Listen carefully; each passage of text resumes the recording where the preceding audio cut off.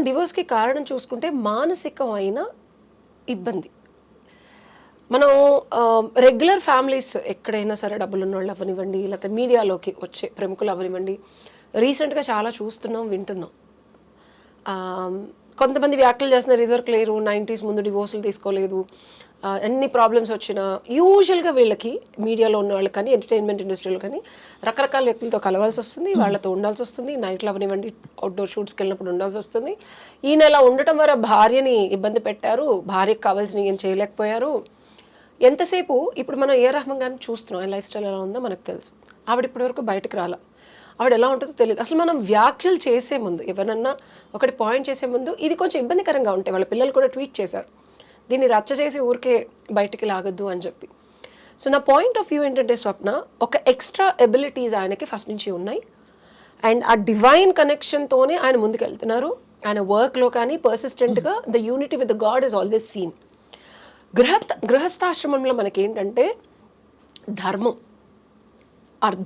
అర్థవంతమైన ధర్మంతో కామాన్ని ఫుల్ఫిల్ చేసుకుంటూ ప్రొక్రియేట్ చేసి పిల్లల్ని, ఆయన ఆ పాత్లో ఉన్నారు. ఆ పాత్లో ఉన్న తర్వాత మనం లాస్ట్ వీడియోలో కూడా మాట్లాడుకున్నాం, 40 to 60 years, మనం 60కి షష్టి పూర్తి జరుగుతుంది.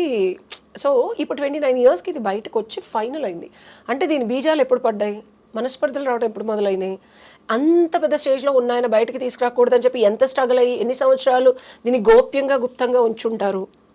ఉంచిన తర్వాత కూడా ఎమోషనల్గా ఒక మనిషికి, మనం అంతకుముందు వీడియోలో కూడా ఒక అమ్మాయి 29 years తర్వాత డివోర్స్, 30 years తర్వాత 2 పిల్లలు ఉన్నారని చెప్పాను నేను లాస్ట్ టైం గుర్తు. ఒక సామాన్య వ్యక్తులు కూడా డబ్బు కాదు, డబ్బులు ఉన్నాయా లేదా కాదు, లేకపోతే పరపతి ఉందా, లేకపోతే కీర్తి ప్రతిష్టలు ఉన్నాయా, ఇవన్నీ కాదు. ఫిజికల్ రియాలిటీలోకి సంబంధించిన ఇవే మాట్లాడుతున్నాం వెల్త్ గురించి, కానీ మనిషికి emotional state is very important. So ఇక్కడెక్కడో ఎమోషనల్ స్టేట్లో ఇద్దరికి కుదురుకోకపోవడం అన్నది ఒక పరిణామం అంటారు అయితే మీరు? దీన్ని మనం ఇంత క్లుప్తంగా డిఫైన్ చేయలేం. ఎమోషనల్ స్టేట్ అనేది ఒకసారి అడ్జస్ట్ అవుతాం, 2 సార్లు అడ్జస్ట్ అవుతాం, 3 సార్లు అడ్జస్ట్ అవుతాం, 1,00,000 సార్లు అడ్జస్ట్ అవుతాం.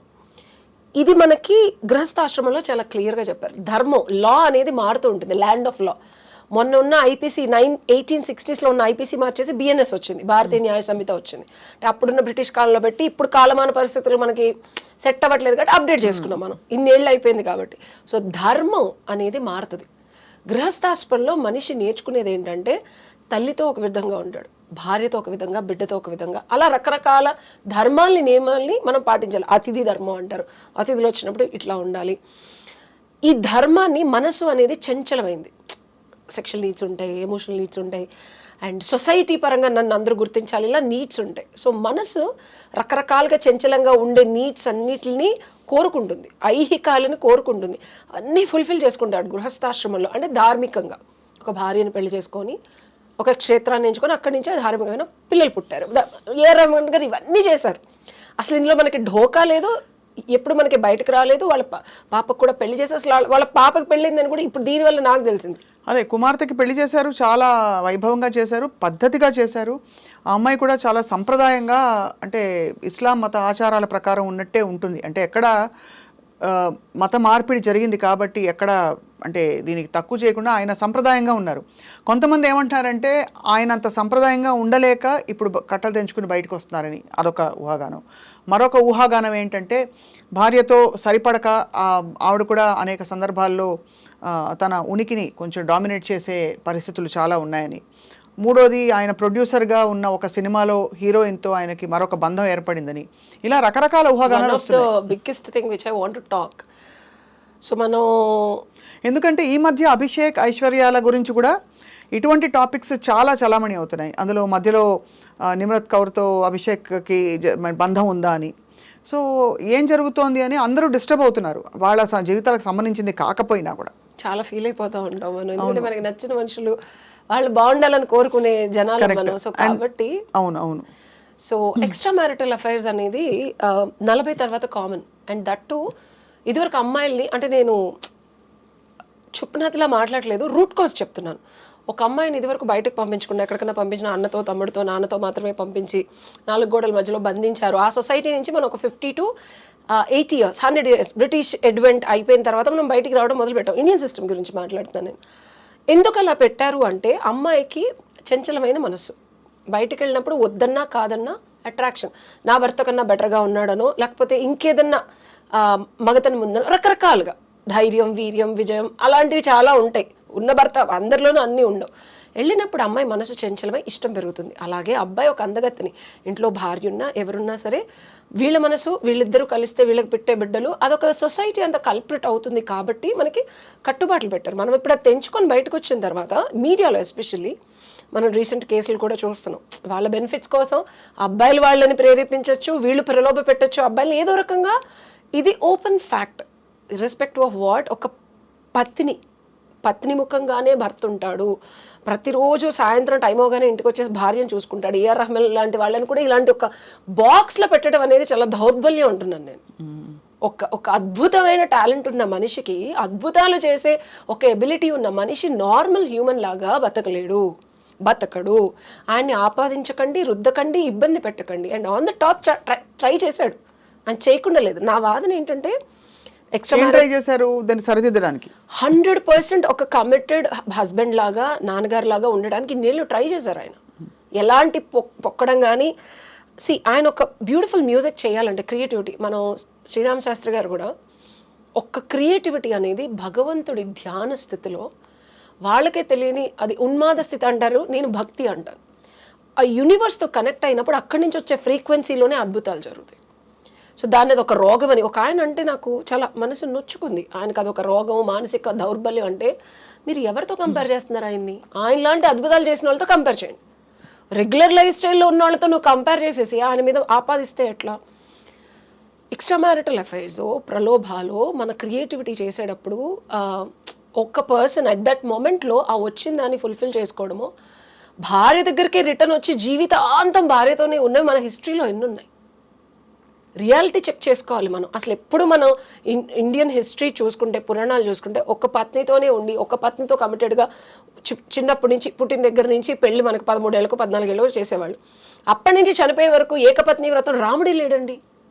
ఎగ్జాంపుల్ చెప్తున్నాను, నేను అంటున్నాను కాదు. రాముడు లేడండి అంటే ఆవిడ ఎవరో అన్నారని చెప్పి సీతను వదిలేశాడు కదా. నేను ఆయన ఇంకొకరితో ఉన్నారని చెప్పట్లే. లివింగ్ టు కలిసి జీవితాంతం ఉన్నారా is my question.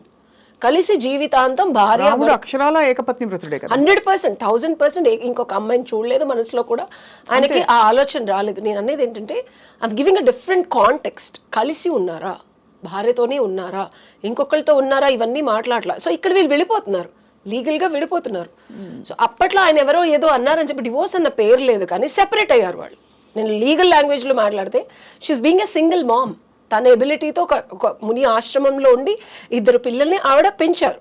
So in my context she's being a very strong. ఇంకొక అబ్బాయితో వెళ్ళి ఇలా పిచ్చిగా చేయకుండా షీఈస్ బీయింగ్ హర్ స్ట్రెంగ్త్. ఉన్న ఆశ్రమంలో చక్కగా 2 పిల్లల్ని పెంచి ప్రయోజకుల్ని చేసి ఆవిడ కూడా చాలా ఆధ్యాత్మిక ధోరణిలోనే వెళ్ళారు. So they were never a conflict. So ఇక్కడ నేను చెప్పేది కలిసి ఉన్నారా. 2 వ్యక్తులకి మనస్పర్ధలు వచ్చి వాళ్ళెవరో అన్నారని చెప్పి ఈయన ఫీల్ అయిపోయి ఆవిడకి చెప్పకుండా వదిలేశారు. సో మానసికమైన ఇక్కడ కూడా మనకి అక్కడ ఎందుకంటే అక్కడ ధర్మం, ఆయన ధర్మం, రాజ్యధర్మం గొప్పది. ధర్మంలో కూడా చెప్పబడింది 100% కంటే రాజ్యధర్మం గొప్పది. ఆయన చేయాల్సి వచ్చింది. ఆయనే మనకి దిక్సూచి. ఇప్పటికీ తన ధర్మం కన్నా తను చేసే ధర్మం, తనకి ఏదైతే వృత్తిపరంగా ఇన్ని వేల లక్షల మందికి రాజు ధర్మం ఆయన నిర్వర్తించారు. సో ఇక్కడ నేను అనేది ఏఆర్ రెహమాన్ గారు భగవంతుడితో టూ మచ్ కనెక్ట్ అయి ఉన్నప్పుడు ఆ భగవంతుడి స్థితిని, ఐహిక బంధాలని ఫుల్ఫిల్ చేస్తూ వెళ్ళటానికి ప్రయత్నించి, ఈ ప్రయత్నంలో ఐహిక బంధాలు కాళ్ళకి బంధం అవ్వకూడదు భగవంతుడిని చేరుకోవడానికి. ఆయన ట్వీట్లో కూడా స్పెసిఫికల్లీ షేర్డ్, విరిగిపోయిన ముక్కలు అతుక్కోవు అండ్ భగవంతుడు అనే వర్డ్ వాడారు. అంటే ఆయన ట్వీట్ని ఒక్కసారి మీరు కోట్ అండ్ కోట్ అంటే అది నేను మక్కి చెప్పదలుచుకోలేదు. ఎందుకంటే మనకి భగవద్గీత కూడా అర్థం, వివిధార్థం, నానార్థం, నిగూఢార్థం ఉంటుంది. సరే మీరు మొత్తం అయితే అర్థమే చెప్పండి. అర్థం అంటే నేను అది చదివి చాలా మంది కోట్ చెప్పేసి వీడియోలు చేశారు, నేను చూశాను. నేను చెప్పాలనుకుంది ఏంటంటే, అంటే ఆయన మానసికంగా ఆయన జర్నీని నేను ఎప్పుడు ప్రతిదీ చదువుతాను, ఎంజాయ్ చేస్తాను. ఆయన ఎప్పుడు భగవంతుడి స్థితికి వెళ్ళటానికి ఆయన సొంతగా కంపోజ్ చేసుకున్న ఖ్వాజా అనే పాట సరే సినిమాలో ఇచ్చారు. అంటే ఆయన జర్నీ మొత్తం నాకు కనిపించింది, he's trying to connect with God. And మనం గృహస్థాశ్రమం కూడా ధర్మం, అర్థం, కామ, తర్వాత మోక్షానికి భార్య సపోర్ట్ చేయాలి. భగవంతుడిలో నిమిళీకృతం అవడానికి మనకు ఒక మార్గం, సంసార మార్గం.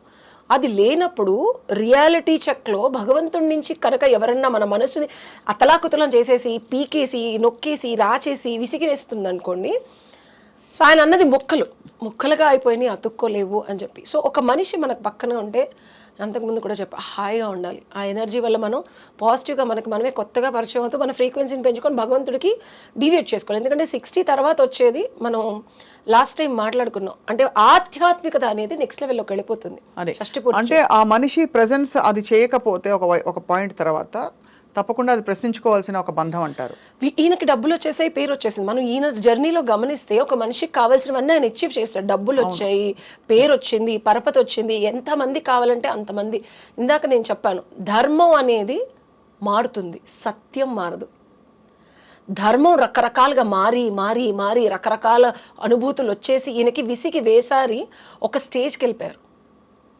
ఎలా అయితే బుద్ధుడు అన్నీ కావాల్సినవన్నీ ఎక్స్పీరియన్స్ అయిపోయి ఇవన్నీ నాకు వద్దురా, ఐహికాలు ఇంకా నాకొద్దు అని ఒక నైట్ లేచి భార్య పిల్లలను వదిలేసి ఎలా అయితే, అంటే భగవంతుడితో ఉండే కనెక్షన్ ఎప్పుడైతే స్ట్రెంగ్త్ అవుతూ ఉంటుందో స్వప్న గారు, సో మనకి ఈ ధర్మం అప్ డౌన్ అంటే మనకి మనసు అట్లా చంచల స్థితి మాని సత్యం వైపుకి వెళుతుంది.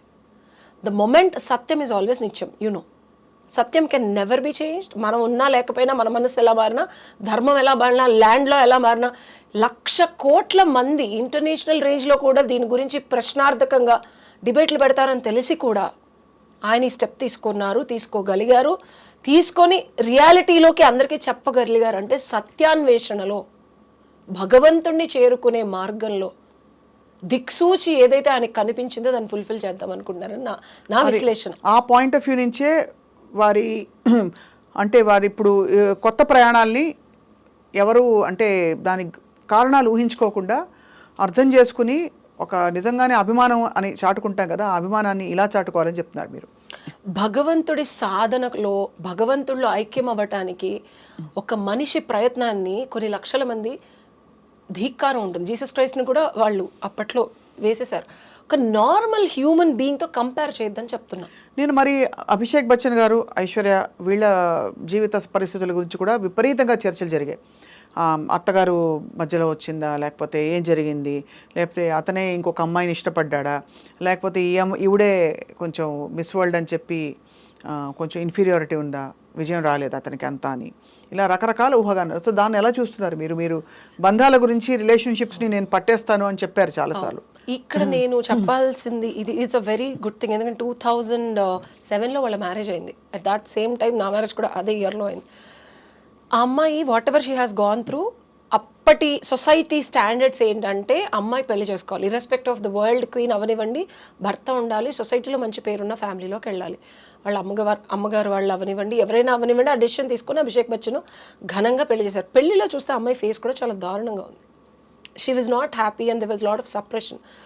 సో ఐశ్వర్య ఏదైతే ఎక్స్ రిలేషన్షిప్స్లో అనుభవం, ప్రేమ పొందిందో, ఇన్ని ఇయర్స్ ఆఫ్ జర్నీలో ఇదే మాటలు వస్తాయని చెప్పి సప్రెషన్లో గురైంది. మీరు ఆ బేబీని చూస్తే, ఆరాధ్యాన్ని చూస్తే కూడా you can see that suppression, you can see that experiential suppression. And సొసైటీలో ఇలా పేరు వస్తుంది, కలంకం వస్తుంది, అమితాబ్ బచ్చన్ లాంటి ఫ్యామిలీకి మళ్ళీ రోడ్డు మీదకి ఇడిచినట్టు అవుతుంది అని చెప్పి ఐశ్వర్య అడ్జస్ట్ అయ్యే ఉంటుంది తప్పించి, the family was not respecting her ability to become whatever she wants to become in the life and the journey that she has sacrificed for that family, which they are not recognizing. ఒక కోడలు ఇంటికి అడుగు పెట్టే వేళ విశేషం అంటారు. ఆ ఫ్యామిలీకి, ఆ అమ్మాయి జాతకం వల్ల కానీ, ఆ ఇద్దరు వల్ల కలిగే పుత్రికల వల్ల కానీ ఆ ఫ్యామిలీకి ఇది శుభం జరుగుతుంది అనేది ఇది కామన్ థింగ్. ఇది మనకి శాస్త్రాల్లో రాసుంది. ఐశ్వర్య అడుగు పెట్టడం అవనివ్వండి, ఆరాధ్య పుట్టడం అవనివ్వండి, ఆ ఫ్యామిలీ చాలా వాట్ ఎవర్ రీజన్స్ కష్టాల్లోంచి అప్పటికే కొంత కొలిక్కొచ్చారు. అండ్ ఆ తర్వాత ఆవిడకి కూడా పొలిటికల్గా పవర్ వచ్చింది. మీరు అది నేనంటాం కాదు, రియాలిటీలో చూస్తే వచ్చిన దగ్గర నుంచి ఒక మనిషి ఎవరి వల్ల వచ్చింది అనేది ఆలోచించాడు. దాని కర్త కర్మ క్రియ వెనకాల ఏంటి, లాజిక్ ఏం వర్క్ అయింది కదా, నాకు వచ్చింది కదా. You can literally see the way they are degrading her, depressing her. ఆమె కాస్ట్యూమ్స్ కూడా చాలా చీప్గా ఉన్నాయి రీసెంట్గా నేను చూస్తే. అంతకుముందు ఐశ్వర్య డబ్బులు అవనివ్వండి, నాకు తెలిసి there is lot of blockage in the way she's been treated. And అమ్మాయి కెరియర్ ఫస్ట్ నుంచి కంటిన్యూ చేసి ఉంటే she would have got her own money. Being a husband she stop doing whatever she stopped. And ఈ relationships ఎప్పుడో break అయ్యేది నా దృష్టిలో. అంటే ఇంబ్యాలెన్స్ ఉందంటారు. అసలు ఈ రిలేషన్షిప్ ఐశ్వర్య ఎప్పుడో వదిలేయాల్సింది, వదిలేసి బయటకు వచ్చేయాల్సింది. సొసైటీ ప్రెషర్ అవ్వండి, పేరెంట్స్ ప్రెషర్ అవ్వండి, వాట్ ఎవర్, ఆ ఫ్యామిలీ యొక్క బలం అవనివ్వండి, షీ డిడెంట్ కేమ్. అండ్ ఈ అమ్మాయి బయటకు రాపోయినా వాళ్ళిద్దరి మధ్యలో భార్యాభర్తల సంబంధం కానీ, లేకపోతే వాళ్ళిద్దరి మధ్యలో ఒక సఖ్యత కానీ, ఇర్రెస్పెక్టివ్ ఆఫ్ వాట్, ఆ అమ్మాయికి ఫస్ట్ నుంచి లేదు. అంటే ఇదంతా ఆఫ్ కోర్స్ వీళ్ళు కన్ఫర్మ్ చేయలేదు ఇది ఇంత జరుగుతున్నట్టు, కానీ ఖండించలేదు కూడా. నేను అదే చెప్తున్నా, వాళ్ళు కలిసున్న భార్యాభర్తలుగా నేను ఇప్పుడు చెప్పట్లా, పాప పుట్టక ముందు నుంచే చెప్తున్నా. అంటే ఒక విధమైన రిప్రెషన్ ఉంది, 100% ఉంది. దాన్ని విరక్కొట్టుకోకుండా ఆ అమ్మాయి అలా జస్ట్ సొసైటీలో చూపించుకోవడానికి ఆ రిలేషన్షిప్లో ఉంటుంది.